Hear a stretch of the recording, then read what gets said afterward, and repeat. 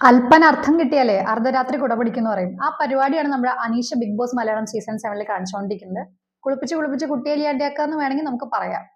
തത്സമയം ശാലിനിയുടെ പുതിയൊരു വീഡിയോയിലേക്ക് എല്ലാ പ്രിയപ്പെട്ടവർക്കും സ്വാഗതം. പറയാനുള്ള കാരണം മറ്റൊന്നുമല്ല, അനീഷ് ഒരുപാട് ശ്രമങ്ങൾ നടത്തി ബിഗ് ബോസ് മലയാളത്തിൽ ഒരു അവസരം കിട്ടിയ വ്യക്തിയാണ്. പേഴ്സണലി ഞാൻ കഴിഞ്ഞ വീഡിയോയിൽ പറഞ്ഞിട്ടുണ്ടായിരുന്നു, അനീഷിന്റെ പ്രൊഫൈൽ ആദ്യമായിട്ട് ഏഷ്യാനെറ്റിന് അയച്ചു കൊടുത്ത ഒരു വ്യക്തി എന്ന നിലയ്ക്ക് ഈ 3 വർഷം കൊണ്ട് തന്നെ അനീഷിന് എനിക്ക് ചെറിയൊരു പരിചയമുണ്ട്. അതിനുശേഷം അദ്ദേഹം നിരന്തരമായി ശ്രമിച്ചുകൊണ്ടിരുന്നു. ഒരു കഠിന പ്രയത്നം കൊണ്ടും ആഗ്രഹം കൊണ്ടും തീവ്രമായിട്ടുള്ള ലക്ഷ്യബോധം കൊണ്ടും തന്നെയാണ് ബിഗ് ബോസിൽ എത്തിയിട്ടുള്ളത്. ആ അവസരം തന്റെ ഈ അവസരോചിതം അല്ലാത്ത രീതിയിൽ ചിലത് ഈ അസ്ഥാനത്ത് കൊള്ളുന്ന ചില കൗണ്ടറുകൾ കാരണം, ചില വാവിട്ടു പോകുന്ന വാക്കുകൾ കൊണ്ടും പ്രവർത്തികൾ കൊണ്ടും നഷ്ടമാവാതിരിക്കട്ടെ എന്ന് ആത്മാർത്ഥമായിട്ട് ഞാൻ ആഗ്രഹിക്കുന്നുണ്ട്. ബിഗ് ബോസ് മലയാളം സീസൺ 7 ആദ്യത്തെ കോമണറായിട്ട് സെലക്ഷൻ കിട്ടിയ വ്യക്തിയാണ് അനീഷ്. അനീഷ് അത് തെറ്റായിട്ട് ഉപയോഗിക്കാതിരിക്കട്ടെ എന്ന് പ്രത്യേകം എടുത്തു പറയാൻ ആഗ്രഹിക്കുകയാണ് ഞാനിവിടെ. കാരണം അനീഷിന്റെ ഗെയിം എന്ന് പറയുന്നത് വളരെ നല്ല രീതിയിൽ മറ്റുള്ളവരെ പ്രൊവോക്ക് ചെയ്യുന്ന സംഭവങ്ങളൊക്കെ ആയിട്ട് വ്യത്യസ്തമായിട്ട് കൊണ്ടുപോകാൻ പറ്റുന്ന ഒരാളാണ് അനീഷ്. മറ്റുള്ളവരെ പ്രൊവോക്ക് ചെയ്യാൻ ഏതറ്റം വരെയും പോവാനും അതിനെ ഏത് രീതിയിലൊക്കെ ഏത് ഡയറക്ഷനിൽ കൊണ്ടുപോകണം എന്നുള്ള വ്യക്തമായിട്ടുള്ള ധാരണയും അനീഷിനുണ്ട്. പക്ഷെ മറ്റ് മത്സരാർത്ഥികളോട് സംസാരിക്കുമ്പോൾ ചില കാര്യങ്ങൾ ചിലയിടത്തൊക്കെ പാകപ്പിഴകൾ വന്നു പോകുന്നുണ്ട്, പാളിച്ചകൾ പറ്റുന്നുണ്ട്. അനുമോളെ ഈ ആകാശത്ത് നിന്ന് താഴെ ഇറക്കും, അനുമോളെ ആകാശത്ത് നിന്ന് താഴെ ഇറങ്ങണം, തറയിൽ ചവിട്ടി നടക്ക് എന്നൊക്കെ അനീഷ് പറയുന്നുണ്ട്. അനുമോൾ എന്താ എയറിലാണോ നിൽക്കുന്നത് അനീഷ്? ഇത് ആരോടാ ചോദിക്കണല്ലേ? അനീഷ് ഷോയുടെ ഉള്ളിലാണ്. ഇത് കഴിഞ്ഞ് വന്നിട്ട് അനീഷ് കാണുമായിരിക്കും. അനീഷിനെ പേഴ്സണലി ഇഷ്ടപ്പെടുന്ന കുറച്ച് സപ്പോർട്ടേഴ്സിന്റെ കൂട്ടത്തില് നമ്മളും അനീഷിന്റെ ഗെയിമിനെ ഇഷ്ടപ്പെടുന്ന ഒരാളാണ് കേട്ടോ. എന്നാലും പറയട്ടെ, അനുമോൾ എന്താ ബിഗ് ബോസ് മലയാളം സീസൺ 7 ആ ഫ്ലോറിൽ ചുമരിൽ കയറിയിട്ടാണോ അനുമോൾ നടക്കണേ? തറയിൽ ചവിട്ടി തന്നെ നടക്കുന്നത്. ഒരു സെലിബ്രിറ്റി സ്റ്റാർഡും ഉണ്ട്. കുറച്ച് പേര് അറിഞ്ഞു, അനുമോളെ ഒരു ഷോയിലൂടെ കൂടുതൽ പേർക്ക് പരിചയമാക്കി. കുറച്ച് ക്യൂട്ട് ആയിട്ടുള്ള ഒരു ആളാണെന്ന് പലരും പല രീതിയിലും പറഞ്ഞു. ക്യൂട്ട്നെസിന്റെ രീതിയിലൊന്നും ഞാൻ അനുമോളനെ അങ്ങനെ ഒരു ഒറ്റ സൈഡിൽ അനുമോൾ വളരെ ക്യൂട്ടാണ്, നല്ല പാവം കുട്ടിയാണ് എന്ന രീതിയിലൊന്നും വോട്ട് ചെയ്യാൻ പോകുന്നില്ല. അനുമോളുടെ ഗെയിം എന്താണ്, ഒരു വ്യക്തി എന്താണ്, അനുമോളുടെ വ്യക്തിത്വം എന്താണെന്ന് ബിഗ് ബോസിലൂടെ മനസ്സിലാക്കിയിട്ടാണ് ഞാൻ അനുമോൾക്ക് വോട്ട് ചെയ്യാൻ പോകുന്നത്. ഇനി വരുന്ന ഈ മറ്റ് എപ്പിസോഡ്സ് ഒക്കെ കണ്ടിട്ട് അനുമോൾക്ക് ഒരു സപ്പോർട്ട് ചെയ്യുകയാണെങ്കിൽ പേഴ്സണലി ഒരു വ്യക്തി എന്ന നിലയ്ക്ക് അനുമോളുടെ വ്യക്തിത്വം എന്താണെന്ന് നോക്കുന്നത്. അതൊക്കെ പോട്ടെ, ഓരോ വ്യക്തിയും അവരുടെ ഇഷ്ടത്തിന് ബിഗ് ബോസ് ക്ഷണിച്ചിട്ടാണ് ബിഗ് ബോസിനുള്ളിലേക്ക് മത്സരിക്കാൻ പോയിട്ടുള്ളത്.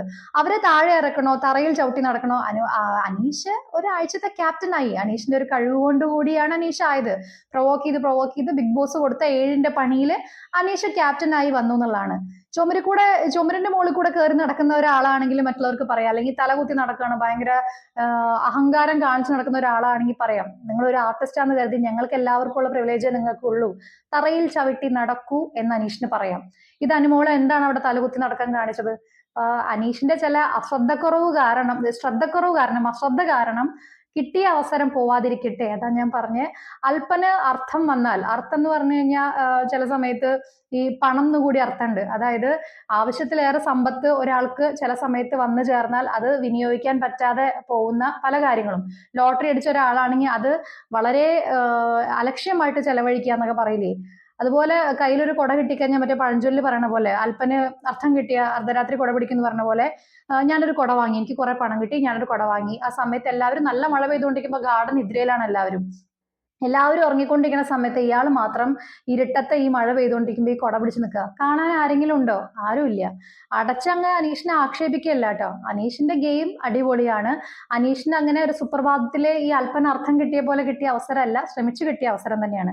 പക്ഷെ ആ ഒരു പഴഞ്ചൊല്ലിലേക്ക് എത്തരുത് അനീഷിന്റെ പ്രവർത്തികൾ എന്നുള്ളതാണ്. നല്ല ഗെയിമറാണ്, നല്ല രീതിയിൽ പോകുന്നു, നല്ല സപ്പോർട്ടും ഉണ്ടായിരിക്കും. അവിടെയുള്ള മറ്റു ആൾക്കാരെ അപേക്ഷിച്ച് നോക്കുമ്പോൾ അനീഷ് എന്തുകൊണ്ടും ഫൈനൽ 5ലേക്ക് എത്താനുള്ള ക്വാളിറ്റി ഉള്ള ഒരു മത്സരാർത്ഥി തന്നെയാണ്. അത് അനീഷിന്റെ ചില പരിപാടികൾ കാരണം ഈ കുളിപ്പിച്ച് കുട്ടിയെ ഇല്ലാണ്ടാക്കുക എന്ന് പറയില്ലേ, ചെയ്ത് ഓവറായിട്ട് അത് പുറത്തു പോവാതിരിക്കട്ടെ എന്നുള്ള ആഗ്രഹം കൊണ്ട് പറഞ്ഞതാണ്. അനുമോള് അതിന് തിരിച്ച് നല്ല മറുപടി പറയുന്നുണ്ട്, നിങ്ങൾ എന്റെ സഹോദരനല്ല, നിങ്ങൾ എന്റെ ഭർത്താവല്ല, എന്റെ ലവർ അല്ല, എന്റെ കാര്യം ഞാൻ നോക്കിക്കോളാം എന്നുള്ളത്. അപ്പൊ കുറുക്കി കൊള്ളുന്ന മറുപടി കിട്ടുന്നുണ്ട്. അതുപോലെ തന്നെ രേണുവിനോട് സംസാരിക്കുമ്പോൾ എല്ലാവരോടും ഒപ്പോസ് ചെയ്യാം, ഓരോ ആശയങ്ങളും ഓരോ കാര്യങ്ങളും ഓരോരുത്തരോട് പ്രതികരിക്കുന്നതിനോട് ഒരു പ്രശ്നവുമില്ല. രേണുവിനോട് സംസാരിക്കുമ്പോൾ ഈ എല്ലാ കാര്യങ്ങളും കൃത്യമായിട്ട് പറയുന്ന ആളല്ലേ, നല്ല രീതിയിൽ അത്യാവശ്യം നന്നായി മലയാളം ഉപയോഗിക്കാൻ അനീഷിന് അറിയാം. ഒരു എന്തെങ്കിലും എഴുതാനും വായിക്കാനും അറിയുന്ന രീതി കൊണ്ടും കുറച്ച് വിവരമുള്ളതുകൊണ്ടായിരിക്കുമല്ലോ ഈ എന്നേരം തുഴഞ്ഞ് എന്നുള്ളൊരു പുസ്തകം അനീഷിന് എഴുതാൻ പറ്റിയിട്ടുണ്ട്. ഞാൻ വായിച്ചിട്ടില്ല കേട്ടോ. ആദ്യത്തെ കോപ്പി പ്രകാശനം ചെയ്യുന്ന സമയത്ത് എന്നെയും ക്ഷണിച്ചിട്ടുണ്ടായിരുന്നു. എന്നോടും മെസ്സേജ് അയച്ചിട്ടുണ്ടായിരുന്നു. എനിക്കൊരു കോപ്പി തരണമെന്ന് ആഗ്രഹം ഉണ്ട് പറഞ്ഞിട്ടുണ്ടായിരുന്നു. എനിക്ക് ആ ബുക്ക് ഒന്ന് വായിക്കണം. അനീഷിന് അത്യാവശ്യം മലയാളം കൈകാര്യം ചെയ്യാൻ അറിയുന്ന വ്യക്തിയാണ്. ഒരാളുടെ പേര് ഒരു 4-5 ദിവസമായില്ലേ, ഈ റെനു റെനു എന്ന് രേണുവിനെ വിളിക്കുമ്പോൾ നമുക്ക് നമ്മുടെ പേര് കൃത്യമായിട്ട് കേൾക്കാതെ വരുമ്പോൾ നമ്മൾ തിരുത്തി കൊടുക്കും. ഒരു തവണ തിരുത്തി, 2 തവണ തിരുത്തി, മൂന്നാമതാണെങ്കിലും പല കാര്യങ്ങളാ ചിന്തയില്. അനീഷ് ഇങ്ങനെ വട്ടത്തിലും നീളത്തിലും നടക്കുമ്പോൾ ഈ നമ്മുടെ സ്ട്രാറ്റജി സാധനങ്ങൾ ഇങ്ങനെ പുകഞ്ഞുകൊണ്ടിരിക്കുക. അതിന്റെ ഇടയ്ക്ക് ഒരാളുടെ പേര് കൃത്യമായിട്ടൊന്ന് പറയാൻ ശ്രമിക്കണം നല്ലത് തന്നെയാണ്. അപ്പൊ രേണുവിന് അത് എല്ലാം കൂടി അവിടെ നിന്ന് ഇവിടെ നിന്നുള്ള ഫ്രസ്ട്രേഷൻ കാര്യങ്ങളൊക്കെ ഉൾട്ട് പറയുന്നത്, എന്റെ പേര് റെനു അല്ല രേണു, രേണു സുധി എന്ന് പറയുന്നുണ്ട്. ഇനിയിപ്പോ സുധി ഇല്ലെങ്കിൽ രേണു എന്ന് വിളിക്കാൻ പറയുന്നുണ്ട്. അപ്പൊ അനീഷ ചോദിക്കേണ്ട ആരാണ് സുധി എന്ന്. എനിക്കറിയില്ല, രേണു എന്നോട് പറഞ്ഞിട്ടില്ല, റെനു എന്നോട് പറഞ്ഞിട്ടില്ല, വീണ്ടും റെനു തന്നെ പറയണേ, എന്നോട് പറഞ്ഞിട്ടില്ല എനിക്ക് സുധി ആരെന്ന് അറിയണില്ല എന്ന്. അപ്പൊ ഈ അനുമോളനെ ആകാശത്തുനിന്ന് ഇറക്കണം എന്ന് പറഞ്ഞ ആള് ഇപ്പൊ മുട്ട വിരിഞ്ഞ് പുറത്ത് വന്നതാണോ? ഇപ്പൊ ഈ കോഴിക്കുഞ്ഞ് മുട്ട വിരിഞ്ഞ് വരുന്നതായിട്ടാ ഞാൻ ഉദ്ദേശിച്ചേ. ഇനിയിപ്പോ ശാലിനി ആ സംഭവം പറഞ്ഞു, ഇതിലത്തെ വൃത്തവും പ്രാസവും കൂടിയിട്ട് ഇങ്ങോട്ട് എടുത്ത് വരണ്ട ആരും. എനിക്ക് സംസാരിക്കാനൊക്കെ അറിയാം. ഞാൻ വീണ്ടും പറയുന്നു, അന്ന് ഗെയിമിൽ പോയപ്പോ ഗെയിം കളിക്കാൻ ഗെയിം എന്താണെന്ന് അറിയാതെ പോയ ഒരാളാണ്.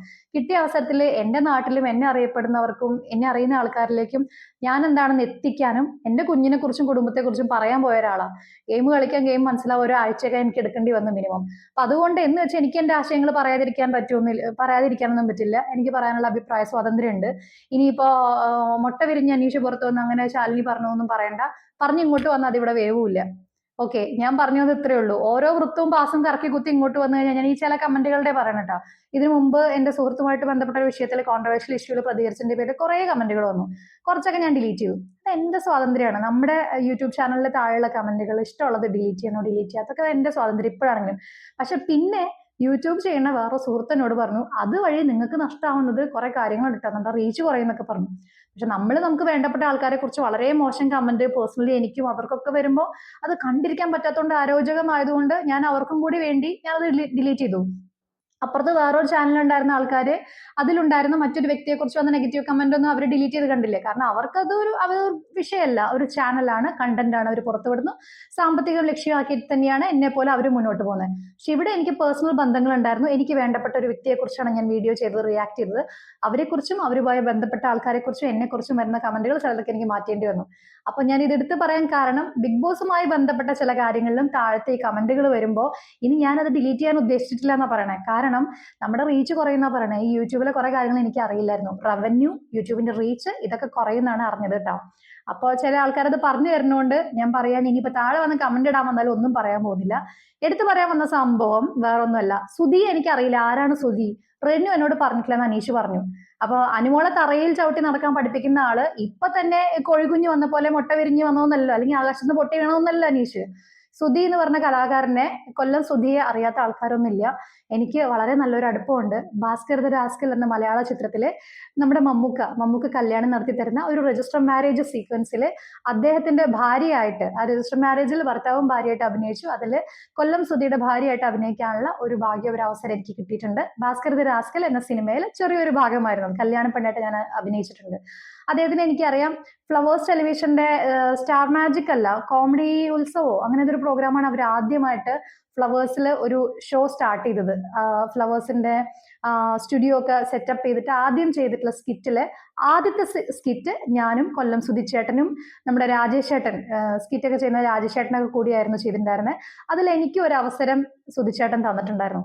അപ്പൊ അത്രയും നല്ലൊരു കലാകാരനാണ്. നിങ്ങൾ ഈ ബിഗ് ബോസിന്റെ കാര്യങ്ങളൊക്കെ പഠിച്ചു വരുന്ന സമയത്ത് അനീഷ് ഈ കാര്യങ്ങളൊക്കെ അറിയുന്നതാണ്. ഏതൊക്കെ കണ്ടസ്റ്റൻസ് വരും, രേണു സുധിയുടെ കാര്യങ്ങളൊക്കെ കേട്ടിട്ടുണ്ടായിരിക്കും. ഒന്നും അറിഞ്ഞില്ല എന്ന് കണ്ണടച്ച് പറയല്ലേ അനീഷ്. ഒരുപാട് അവസരങ്ങൾ കിട്ടി ശ്രമിച്ചു പോയ ഒരാളല്ലേ. പേഴ്സണലി അനീഷിന്റെ അവസരം, അനീഷ് ശ്രമം, അനീഷിന്റെ ആ ഒരു പ്രയത്നം, ഇതിനൊക്കെ സപ്പോർട്ടും വളരെ ഒരു പോസിറ്റീവായിട്ടും അതിന്റെ അപ്രിസിയേഷനും തരാൻ ആഗ്രഹിക്കുന്ന ഒരാളാണ് ഞാൻ. എനിക്കറിയാം അനീഷിന്റെ എങ്ങനെയാണ്. ആദ്യം പ്രൊഫൈൽ കൊടുത്ത് റിജക്ട് ചെയ്തു, പിന്നീട് കോൺടാക്ട് നമ്പർ ഷെയർ ചെയ്തു. അനീഷ് ട്രൈ ചെയ്തുകൊണ്ടിരുന്നു. എനിക്ക് പറ്റുന്ന പോലെ ഞാൻ ചെയ്തു. അനീഷ് കോമൺ ഓഡിഷൻ ട്രൈ ചെയ്തിട്ടുണ്ടായിരിക്കണം, അനീഷിന് കിട്ടി.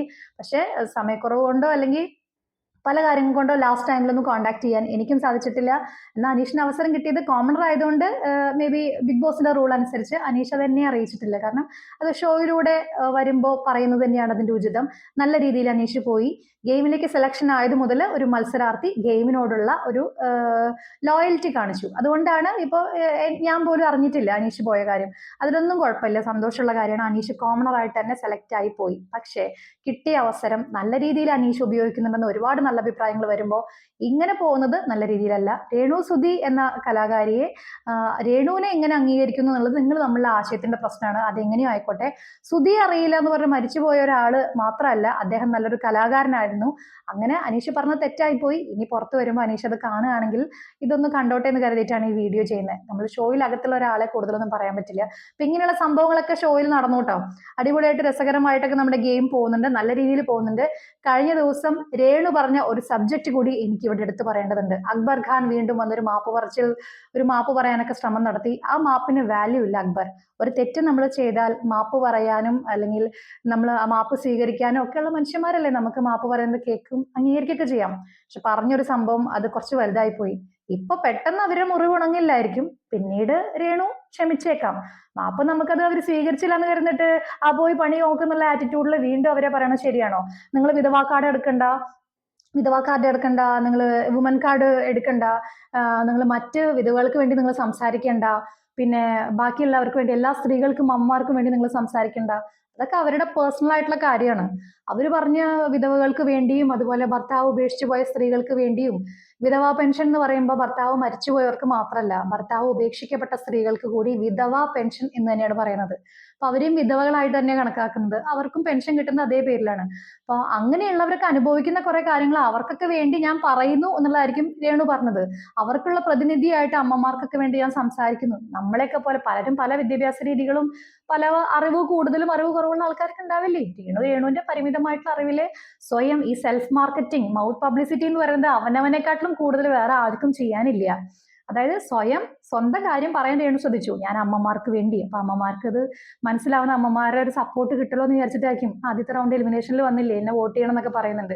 പിന്നെ പറയേണ്ട വിധവകൾക്ക് വേണ്ടി. അപ്പൊ വിധവകള് രേണുവുമായിട്ടുള്ള കാര്യങ്ങൾ കണക്ട് ചെയ്യാൻ പറ്റുന്ന വിധവകള് 3.5 കോടി കേരളത്തിലെ ജനങ്ങളില് എല്ലാ വിധവകളും രേണു എന്തിനാ ഞങ്ങളെയൊക്കെ ഉൾപ്പെടുത്തി പറഞ്ഞത്? ഞങ്ങൾ രേണുവിനെ എതിർക്കുന്നു എന്ന് പറയില്ലല്ലോ. കുറച്ചുപേര് രേണുവിനെ സപ്പോർട്ട് ചെയ്യുന്നുണ്ടായിരിക്കും. അപ്പൊ അങ്ങനെയുള്ള വിധവകളും അതുപോലെ ഭർത്താവ് ഉപേക്ഷിച്ചു പോയ അമ്മമാര്, അങ്ങനെയുള്ള കുറച്ചുപേര് രേണുവിനെ സപ്പോർട്ട് ചെയ്യുന്നുണ്ടായിരിക്കും. ഞങ്ങളുടെ കാര്യം രേണു പറയണ്ടെന്ന് 3.5 കോടിയിലുള്ള സ്ത്രീകളും പറയുമോ? ഒരിക്കലും ഇല്ല. രേണുവിനെ സപ്പോർട്ട് ചെയ്യുന്ന സ്ത്രീകളും ഉണ്ടായിരിക്കും. അപ്പൊ രേണു അത് പറയുന്നത് ഗെയിം കളിച്ച് നീ പൊക്കോ എന്ന് പറയും. ഇങ്ങനെയാ അക്ബർ ഖാൻ ഇത് പറയാൻ പറ്റണേ? പിന്നെ അക്ബർ ഈ ഷോയിലേക്ക് പോകുന്നതിന് മുമ്പ് ഒരു വീഡിയോ ഇട്ടിരുന്നു എന്ന് പറഞ്ഞിരുന്നു. മത്സരാർത്ഥി എന്ന നിലയിൽ എന്നെ ഇപ്പോൾ ഈ സിംഗർ എന്ന നിലയിൽ എല്ലാവരും അറിയുള്ളൂ. എൻ്റെ വേറൊരു മുഖമുണ്ട്, അതിന് ബിഗ് ബോസിലൂടെ വെളിപ്പെടുന്നു പറഞ്ഞു. അത് വളരെ ലോയൽ ആയിട്ടുള്ളൊരു കാര്യം പോലെ തന്നെ അക്ബർ ഖാൻ ചെയ്തു. അവിടെ മുഖംമൂടിയൊന്നും ഇടുന്നില്ല, ഉള്ള സ്വഭാവം ശരിക്ക് പുറത്ത് കാണിക്കുന്നുണ്ടെന്നുള്ളതാണ്. മത്സരാർത്ഥി എന്ന നിലയിൽ മാത്രം തന്നെയാണ്, ഒരു ഗായകൻ എന്ന നിലയിൽ മാത്രമാണ് എനിക്ക് അക്ബർ ഖാനെ അറിയുന്നത്. ചില കാര്യങ്ങളിൽ വിയോജിപ്പുണ്ട്. ഈ പറയുന്നത് നിങ്ങൾ പറയണ്ട എന്ന് രേണുസുധിയുടെ ആശയങ്ങൾ പറയണ്ട എന്ന് പറയാൻ അവിടെ ആർക്കും ഒരു അവകാശവും ഇല്ല. രേണുവിന് തിരിച്ചും അങ്ങനെയില്ല. ഓരോരുത്തരുടെ ആശയങ്ങൾ അവരവർക്ക് പ്രിയപ്പെട്ടതാണ്. അവരവരുടെ ആ ലക്ഷ്യത്തിന് അവരെന്താണോ പറയാൻ ഉദ്ദേശിക്കുന്നത് അത് നമ്മുടെ തീരുമാനം മാത്രമാണ്. അപ്പൊ അതുകൊണ്ട് അവരാരെ വേണേ പ്രതിനിധീകരിക്കട്ടെ. അത് 3.5 കോടി ജനങ്ങൾ, സ്ത്രീകൾ മുഴുവൻ, അമ്മമാരും വിധവകളും എല്ലാവരും രേണുവിനെ ഒപ്പോസ് ചെയ്യുമ്പോഴല്ലേ ആ കാര്യം അപ്പം നോക്കാന്നുള്ളതാണ്. അപ്പോൾ ഇങ്ങനത്തെ കാര്യങ്ങളൊക്കെയാണ് രേണു പറഞ്ഞ് ചെറിയൊരു കാര്യം കളക്ട് ചെയ്താൽ മതി. ഞാനും ഒരുപാട് വർഷം ഭർത്താവില്ലാതെ ഒരു കുഞ്ഞിനെ വളർത്തിയ ഒരു സ്ത്രീയാണ്. എനിക്ക് ആ വിഷമം ശരിക്കും മനസ്സിലാവും. നന്നായിട്ടൊന്ന് ഒരുങ്ങി പോവാനോ നല്ല രീതിയിൽ ഒരു മോഡേൺ ആയിട്ടൊരു, ഇനിയിപ്പോഴും നാച്ചുറൽ ഒരു നോർമൽ ഡ്രസ്സസ് എനിക്കതേ ചേരുള്ളൂ എന്നുള്ള രീതിയിൽ നമ്മൾ ഈ ചുരിദാറും സാരിയൊക്കെ തന്നെ ഉപയോഗിക്കാറ്. എന്നാലും ഒരു മോഡേൺ ആയിട്ടൊന്ന് ഒരുങ്ങാനോ ഒന്ന് എന്താ, ഇന്നത്തെ കാലത്തൊക്കെ മേക്കപ്പ് ചെയ്യുമ്പോൾ ഒന്നും ചെയ്തില്ലെങ്കിലും എല്ലാവരും ഒരു ലിപ്സ്റ്റിക് എങ്കിലും യൂസ് ചെയ്യും.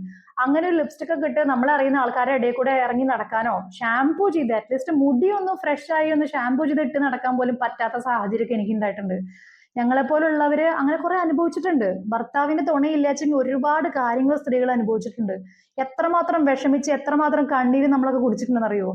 ഈ നമ്മൾ കിടക്കണ ആ കിടക്കയില് തലയണയിലൊക്കെ മുഖം അമർത്തി കരയുന്ന സമയത്തെ നമ്മുടെ കുഞ്ഞിനൊക്കെ വിട്ടുപിരിഞ്ഞ് ഹോസ്റ്റലിലൊക്കെ വന്ന് നിൽക്കുമ്പോൾ ആ വേദനയൊക്കെ അനുഭവിച്ചവർക്ക് അത് അറിയുള്ളൂ. വലിയ സബ്ജക്റ്റ് ആയിട്ട് ചെയ്യേണ്ട സംഭവം, ഞാനിപ്പോ അതൊന്നും പറയുന്നില്ല. രേണുവിന്റെ വിഷമം അത് അത്രത്തോളം ഉണ്ടായിരിക്കും. രേണു ഒരു കുഞ്ഞിനെ അവിടെ വേറെ സ്ഥലത്ത് ആക്കിയിട്ടാണ് വന്നിരിക്കുന്നത്. രേണുവിനും അതുപോലെ വിഷമം ഉണ്ടായിരിക്കും. അതുപോലെ ശരിക്ക് സുധിച്ചേട്ടന്റെ 2 മക്കളെയും കുറെ കാലം ഒരുമിച്ച് നോക്കിയ ഒരാൾ തന്നെയാണ്. അവരുടെ പേഴ്സണൽ ലൈഫ് എനിക്ക് അറിയില്ല കേട്ടോ എന്തൊക്കെ കാര്യങ്ങളൊന്നും. എങ്കിലും ആ കുഞ്ഞിനെ വിട്ടുപിരിഞ്ഞ് നിൽക്കണതിന്റെ അതിൻ്റെതായിട്ടുള്ള വിഷമം, ഏത് നേരം കരഞ്ഞുകൊണ്ട് നടക്കുന്നില്ല എന്ന് കരുതിയിട്ട് അവർക്ക് വിഷമങ്ങളുണ്ട്. അവർക്കൊരു വോട്ട് കിട്ടണമെങ്കിൽ, അവർക്ക് ജനങ്ങളുടെ സപ്പോർട്ട് കിട്ടണമെങ്കിൽ പറയാൻ അവർ മാത്രമേ ഉള്ളൂ.